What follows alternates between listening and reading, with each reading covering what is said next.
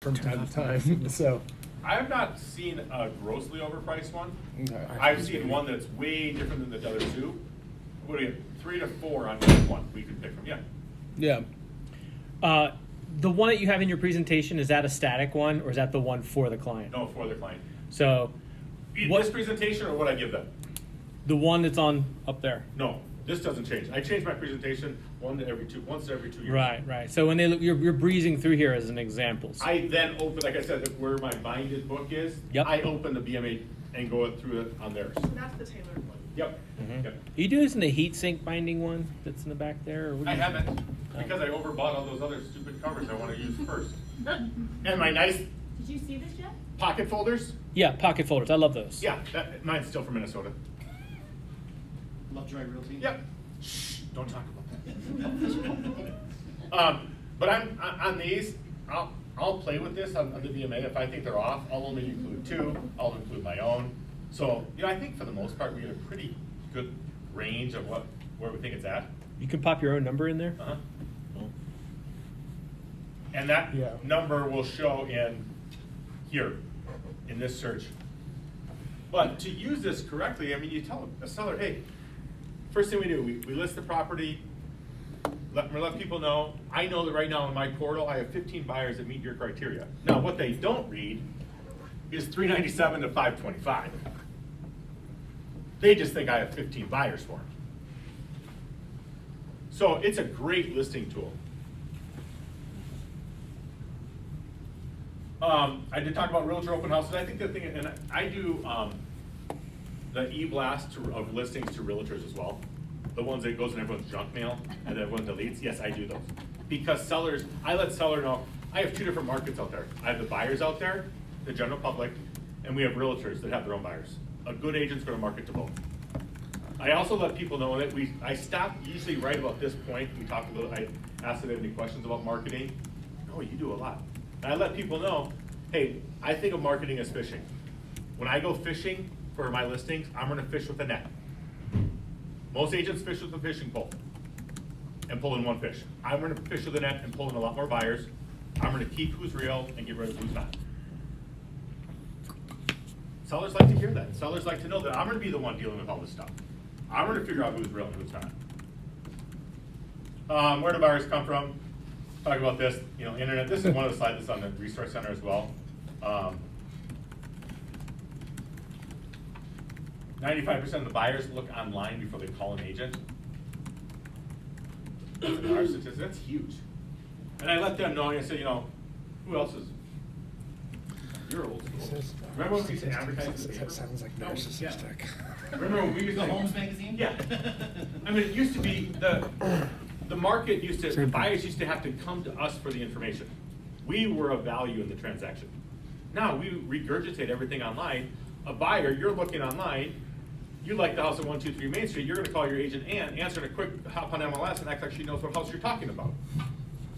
Buyers look proactive, we're reactive. So I talk about that because I want the seller to know that, hey, we know where the buyer's at. 95% are going online. That's why I have the web presence I have. That's why I do the feeds, the social media, the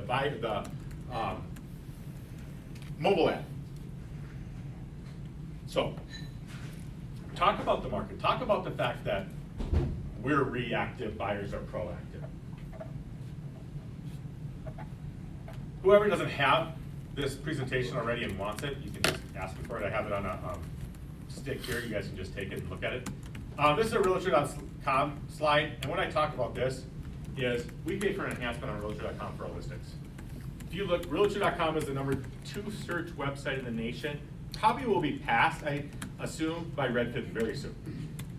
Realtor.com has changed a lot of the things. They're working with a company called Opcity, who scrubs the leads like Zillow's concierge program now. This is not my presentation, I'm just talking. Just very quick. Realtor.com is the #2 search website for real estate in the nation. #1 here at Zillow, #2, your #2 site is here. Redford. RE Colorado. RE Colorado is the #2 searched consumer website for real estate here. Good. That's good. Have you Googled yourself? and looked at your profile on RE Colorado? You know you have a profile on RE Colorado with pictures and everything else? Yeah. Because I was, Yeah. remember our tech guy, Brent Denny? Yeah, he didn't have one. Oh, did I have fun with that? Hey, Mr. Tech, about your profile? He has one now. But, so I talk about this. I talk about the fact that, hey, if your realtor doesn't pay for an enhancement on Realtor.com, you know how many listings that seller gets? One photo. That's huge. So we're just going back to professional photography. If a house has one photo, you think they're going to stop and click on it? So with me, your house stands out that much greater. You're the blue house on the market.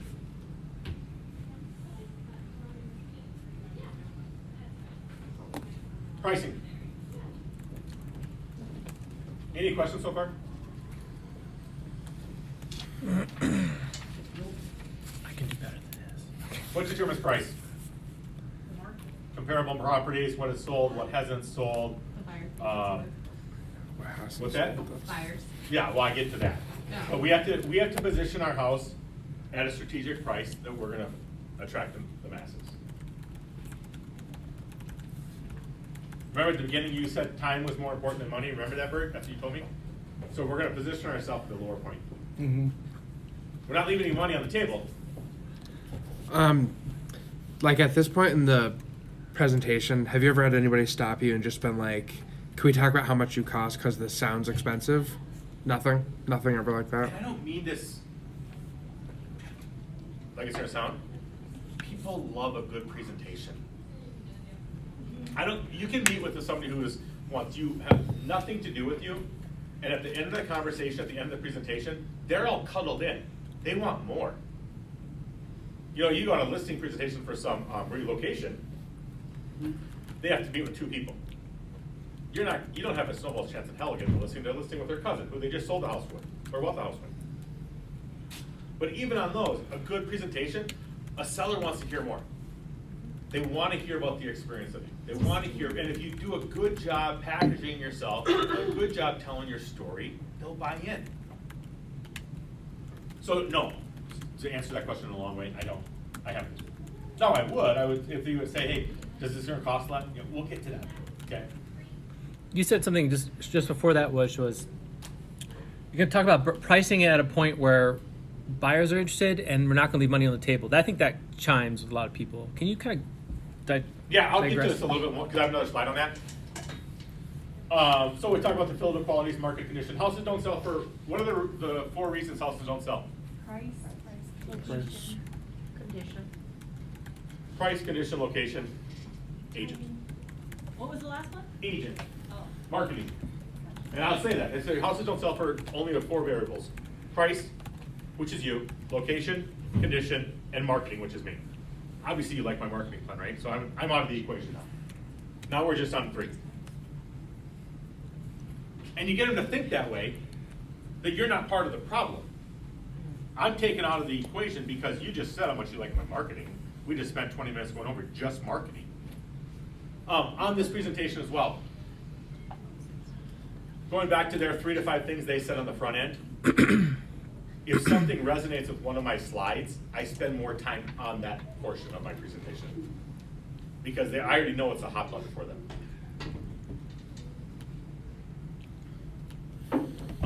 Talk about the pricing and the fact that where buyers want to buy. This is a slide that is on our website as well. This right here is the key. We want to maximize the house to the largest buyer pool. I talked about the market crash. Hey, people overpaid for real estate. People are not going to overpay for real estate like they did before. Some areas, yes, you guys are an anomaly. Your markets, people still overpay. But as a whole, people are not going to overpay for real estate again.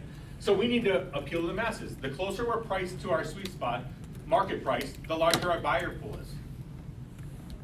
That's what a seller needs to hear. Did that answer your question, Chris? Probably not. I was taking notes and trying to digest what you had. So that's the thing. We need to talk about pricing, buyer pool. Pricing, buyer pool. The closer we get out of market, or the more we get out of market for pricing, our buyer pool shrinks. I let them know in the first couple of weeks, really the first week, the busiest it's gonna be. Talk about that, talk about multiple showings, talk You about. show Megan's slide, Megan Eller. Megan who? Really, I mean, this is all about me. That's just how I think. I got called to list those, not Megan. I don't use anybody else's stuff. Not like science, data, research. I'm not your agent. Can you go back one slide? Where are you finding it? Where are you getting the slides on the resource center? In marketing resource, there's it's this second generation or next generation listing presentation. So some of this stuff I pulled through NAR, some I pulled through the next generation. Like this is one that's on the second. I don't remember if it's called next or second generation listing presentation. I'm sorry. They're in there. That's from Resource Center right here, Bert. That's a Resource Center stuff. Yeah. These other ones I had created with the marketing company with NAR statistics Yeah. Okay. that I provide. Narcissistic. Position of overpriced, we're gonna get a gauge on our on Sounds just like it, doesn't it? pricing by how we're priced. You've got the problem. No traffic, no offers, so we're overpriced. Market price for some traffic, possible offers. Our sweet spot is heavy traffic, multiple orders. That's where we want to position the property. And every seller's going, yeah. Because remember, you said time's more important than money. Use their words against them. I talked about my follow-up. We talked about communication. One of the things I use Seller Advantage for every listing. The marketing activity reports, this page right here, listing activity reports. It gives them a weekly market evaluation of their property. It also shows them how many times their house has been seen on our corporate website, how many buyers are registered for a search on our website. But it shows them, hey, what just went on the market, what just price reduced, what just went under contract, where are we losing to? So every Monday, they get this report from me. Every Monday, they also get Realtor.com, virtual tour stats, AdWorks they get every day now. And another CMA of, hey, here's what's gone on that's really close. So Monday is my day to communicate with my sellers on everything going on. I'm going back to a quick list of, you set them up in Seller Advantage, you set them up in Realtor.com. What else? Zillow changed something on theirs where the seller can't get them directly now. It just comes to me, and I do a screenshot of it, send it to them. It used to be where Zillow used to be able to, you could register your seller in Zillow too, they used to get it. Now I just register myself in Zillow for all my listings.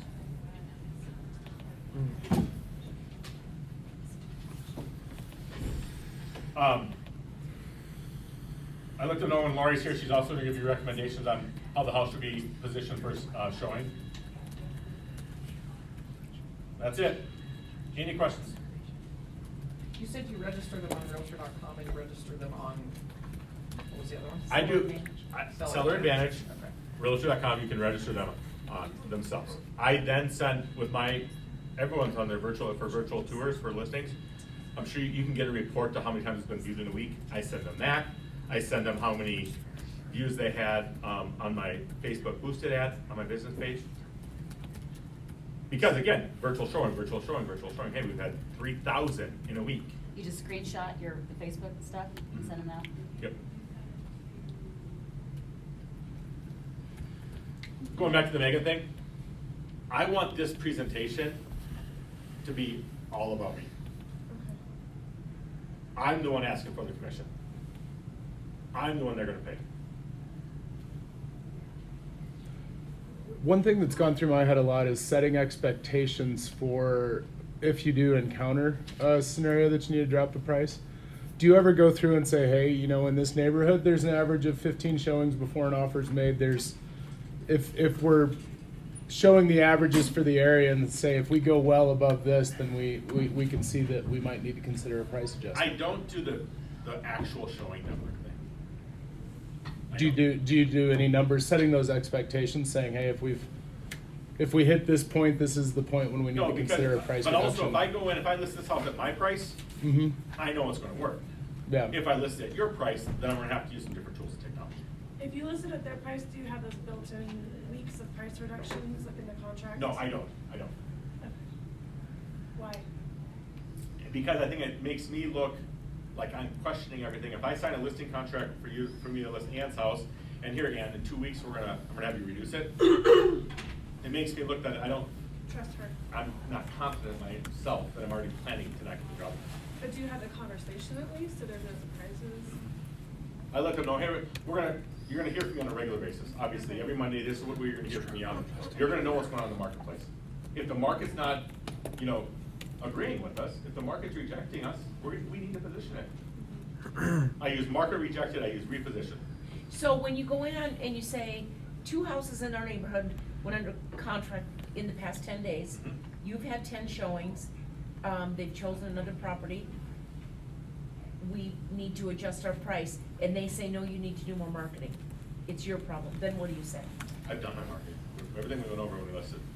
I'll keep doing it, we'll keep sending stuff out, Yeah. but the buyers control our market. Right, I control the marketing, buyers control the market. Well, I always say there's 3 Ps to real estate. There's price, people, and the property. If we don't have an offer, something's out of balance here. yeah, If we're getting the people through and they're not writing the offer, maybe it's the price or the property. If it's a shithole, maybe it's the property and the price needs to be reduced. Right. If it's, like if you're getting tons of online showings and tons of showings, then it's obviously, if the house is nice, well, that's the price. So all 3 have to be in balance. right.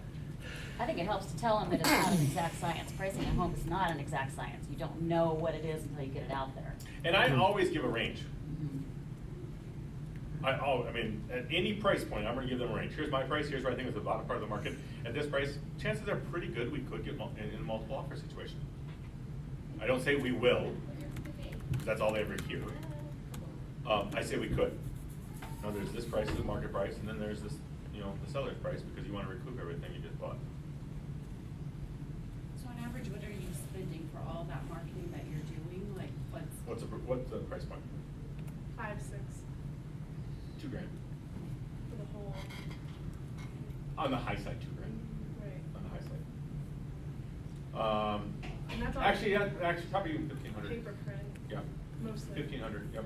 You're hiring a marketing person or someone to help you do all this? I do it all. So I list the house, like I list the house, I get the pre-MLS from Kaylee. I email it to Kathy Cordova. And, cause I've already emailed her the photos. So all my brochures are templated. She just plugs in place. She just grabs the photos that I send her, the MLS.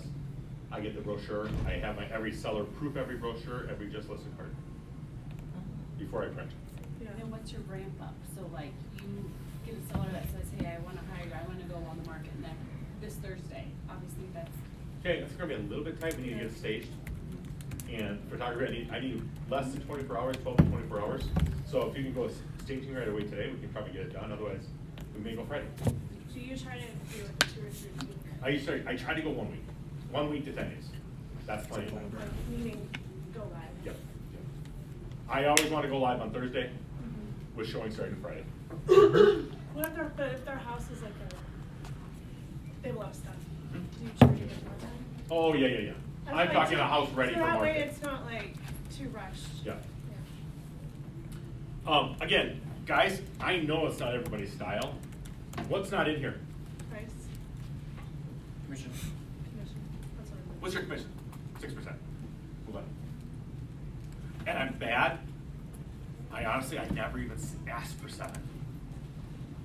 And when I first started the business, 7% is what we got. Land was 8. Yeah.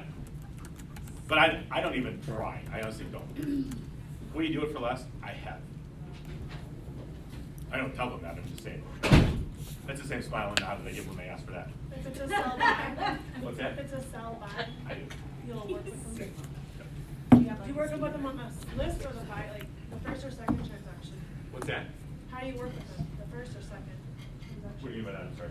If you're working with them on commission. Uh-huh. Oh, on the list side as well. If they're buying with me and they ask, I don't offer. If I get pushed back on commission, I'll throw in a warranty.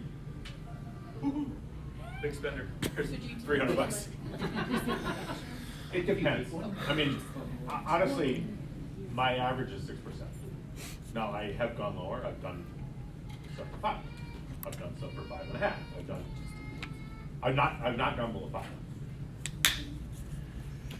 What's your feelings on an inspection before listing? I hate them.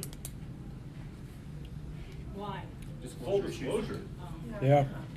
I'd rather that part-time inspector who's clueless not find it than my good guy find it. Yeah, I like to prep my guys for the inspection because I have a home inspection guide that I usually give my buyers. I share that with my sellers because it goes over what their buyers are going to be looking for, and I talk about roof, sewer, radon, and how that tends to get played out, so that we can manage I hit that in the expectations. emotional journey part. I talk a little bit about that. I let them know that, hey, Dad, the deal killer. If they're first time home buyers, Dad, the deal killer will come and puff his chest and Ugh. say when when I was their age, blah blah blah. Well, and I always tell them too, I mean, this is after I get the listing, but the inspection period can be a 1 to 3% of the purchase price event, and just to prepare yourself mentally for that, when that comes. Sewer line. I don't like talking about that during the listing time because they're going to prime And price after for the that. listing sign. Yeah. exactly. Yeah. So Yeah. sewer line, just so you guys, Do you talk about sewer line at listing appointment? I do not. I talk about it a little bit on the inspection on the emotional journey part, but that is something I never dealt with in Minnesota. No. Maybe one. A sewer line? Never. What? Never. It's Really? just a normal Every thing house. here. I know it's crazy. All the craziness is above the ground. The houses Minnesota. who sold, their buyer's agent previously didn't do a sewer test. That was my That's- biggest surprise on inspections across the I board. think it's come up on every single Never, one of my ever. buy-ins, If so they, it's I actually should say never- never. not If they one. ever came up with Depends like, on the age. in an area like Cherry Creek or I can tell you that Country they Club don't where look in the big age oak of newer, trees, probably have better you know, some pipe. root bearing Yeah. thing, but Older homes. yeah, that's been my biggest I just week sold up on a home brand new inspection. house, it's built like But you 5 probably years did ago, mold there's a in belly. Yeah, Minnesota, we yeah, don't. molten stucco fronts. So wait, so, Yeah, I so think in the I've end seen then, them. do you have a listing agreement there? Jet, sewer jetting. You don't, so you, I did Couple because years. here, I do everything electronically. In Yeah. Minnesota, I did more being. so you I was ask a lot them more. to list, right Yeah. then? And honestly, if you want to go with me, any questions? No? Okay. When do you want to have Lori come over? Oh, you just assume. Oh, yeah. Yeah. Back to the commission reduction thing, I knew a gal that, and I thought this was interesting, so I'd love to get your input. She wrote in the listing agreement that if they buy a home from her within this time period, she will credit, she'll take her full commission, but she will credit a certain percentage to their closing costs on the buy side. Yeah. Which I thought was brilliant, because how many times have we all been screwed if somebody, you drop your commission and then they disappear or whatever, but do you feel sketchy about that, or? You know what, honestly, I just trust them too much. Some. I've been burnt, Yeah. but I don't put it in a contract, I just trust them. I mean, if they're gonna buy it from me, seriously, if they're gonna screw me, good for them. I'm probably kicked with them too, I don't wanna work with them when I say. But I liked that idea because then she never quote unquote cuts her commission. You know, she just credits them a certain percentage on the buy side. That's kind of what so you were she asking still too, gets with how we that. do it on the buy side, the side. I think whatever their hot button is and whatever you think you need to do, I just think that sometimes we go in and lead with that too often when we don't need to. We don't need to always give a break. When I owned, before I was an independent, and I got in the habit of, market was good, I was busy, I got in the habit of just giving a discount. Because I could. I owned the company, they knew I owned the company, blah, blah, blah, blah, blah. And all of a sudden I sold my company to Coldwell Banker, and Coldwell Banker was 6 or 7 always. It was so hard to go back up in commission. Once we start buying in that we're have to give a value, it is so hard to raise your commission. That was one of the things that was very difficult for me to do. And my presentation was still as good, but I just started mentally thinking I'm only worth 5, I'm only worth 5.5, because I can, because, you know, it was a tough thing. So if you guys start doing that, just know it's a tough thing to come back up.